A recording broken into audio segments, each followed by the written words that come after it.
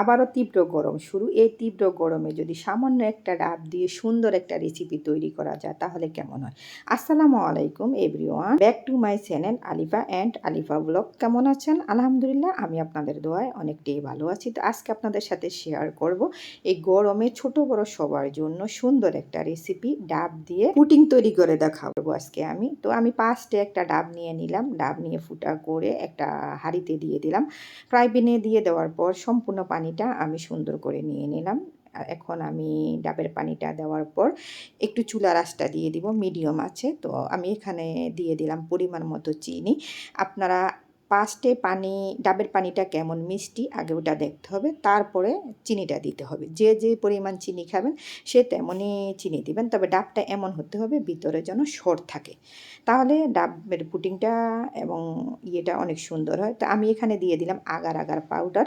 যেই পাউডারটা না হলে পুডিংটা সুন্দর হবে না বা পুডিংটা বসবে না। এই ডাবের পুডিংয়ে একটাই ফার্স্ট যেটা আগার আগার পাউডার। আপনি আগার আগার পাউডার যদি আপনার বাসায় থাকে বা যে কোনো বড় দোকান বা স্বপ্নতে পাওয়া যায়, আপনি পানি দিয়েও তৈরি করতে পারবেন।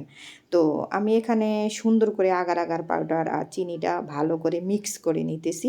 যতক্ষণ পর্যন্ত মিক্স না হবে আমি নাড়তে থাকবো। ৫-৭ মিনিটের মতো জাল দেওয়ার পরে আমি এখানে গাজর আর নারকেলটা সুন্দর করে কেটে নিলাম। গাজর দিয়ে সুন্দর করে ফুল ফুল করে নিলাম, তাহলে দেখতে অনেকটা সুন্দর লাগবে।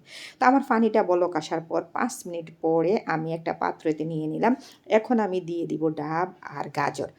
তো ডাব আর গাজর আপনারা চাইলে পাঁচটো সাজাতে পারেন একটা বাটির মধ্যে। সাজানোর পরে পানিটা দিতে পারেন, ডাবের পানিটা। তো আমি ফার্স্টেই পানি দিয়ে দিছি, পরে আমি নারকেল আর গাজরটা দিয়ে দিলাম।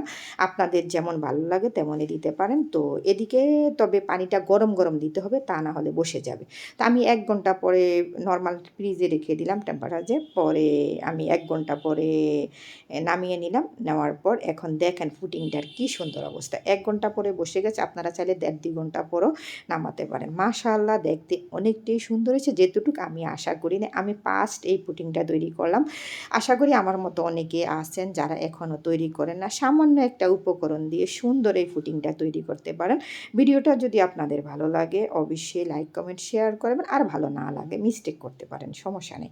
তো তবে আপনাদের ভালোবাসা এবং সাপোর্ট থাকলে ইনশাআল্লাহ আরও সুন্দর সুন্দর রেসিপি তৈরি করে দেখাবো। আল্লাহ হাফেজ।